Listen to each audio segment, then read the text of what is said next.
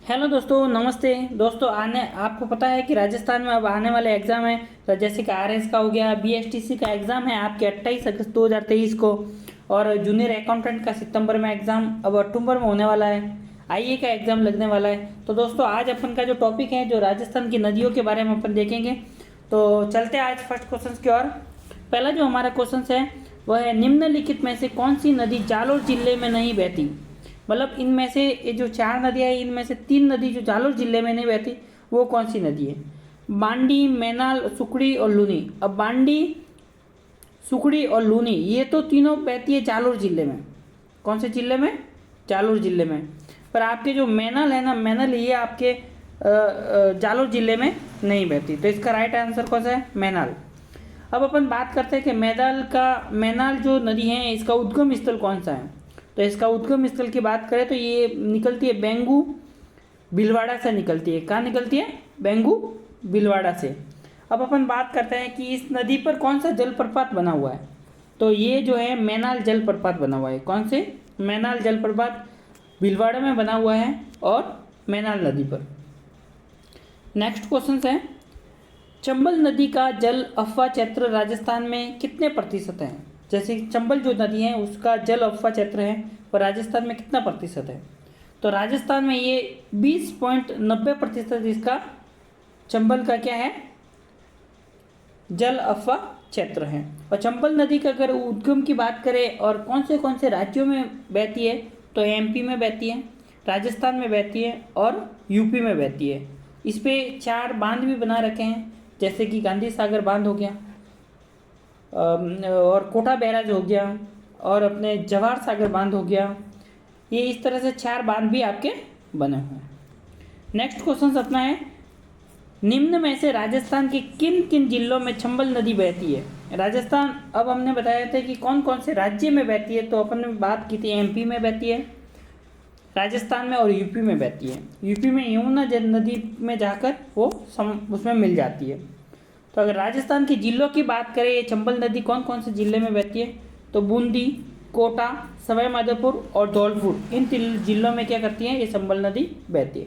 चंबल का जो क्षेत्र है उसे हम डाक क्षेत्र कहते हैं। क्या कहते हैं? डाक क्षेत्र। क्वेश्चन नंबर 24,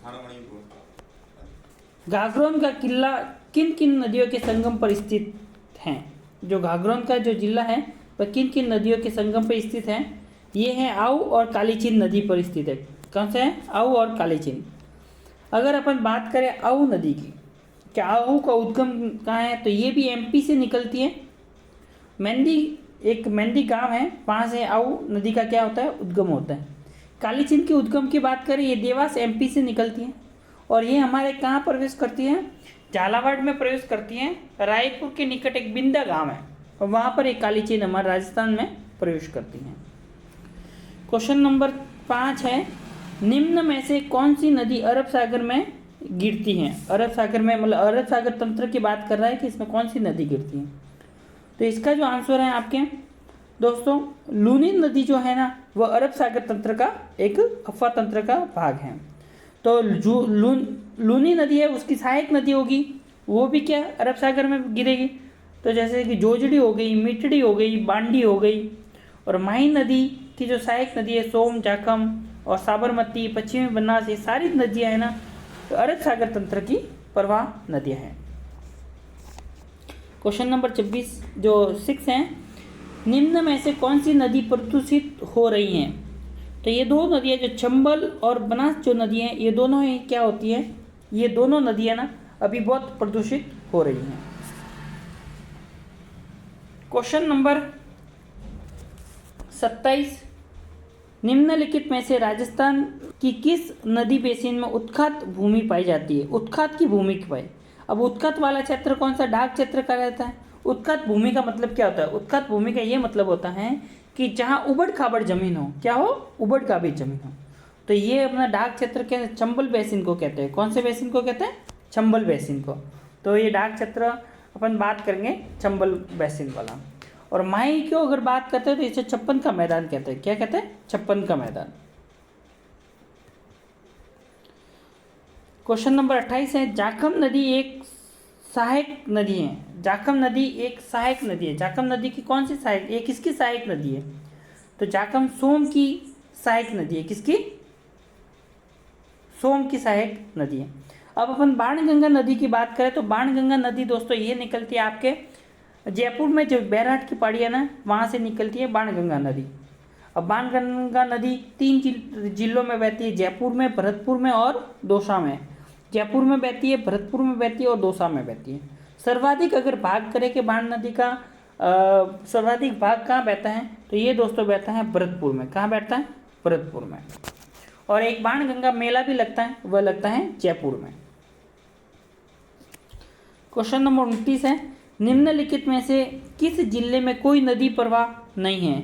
ऐसी कोई नदी प्रवाह नहीं है जिसमें मतलब ये बहती नहीं है, तो ये बहती है बीकानेर में और चूरू।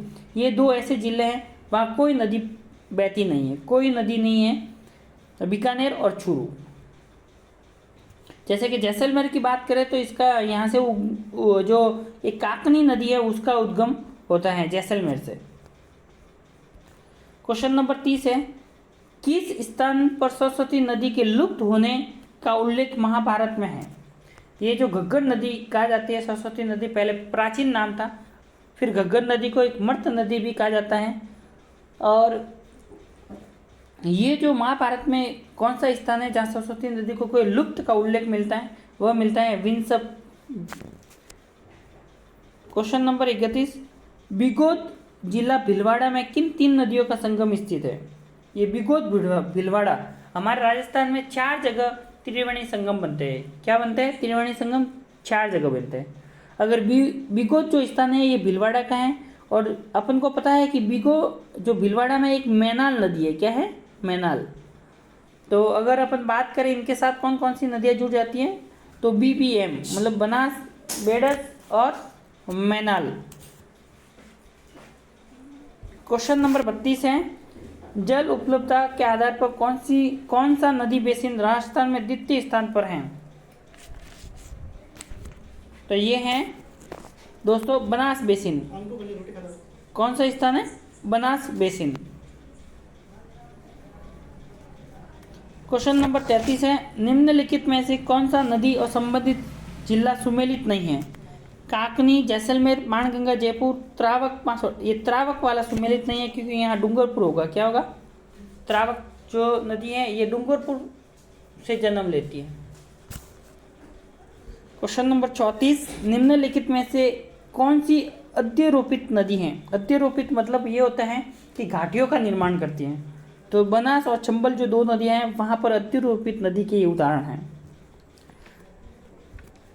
क्वेश्चन नंबर 35, जाखम एक सहायक नदी है। जाखम किसकी सहायक नदी है? तो जाखम माही की सहायक नदी है। तो चलते हैं दोस्तों, आज 35 क्वेश्चन आपने कर लिए।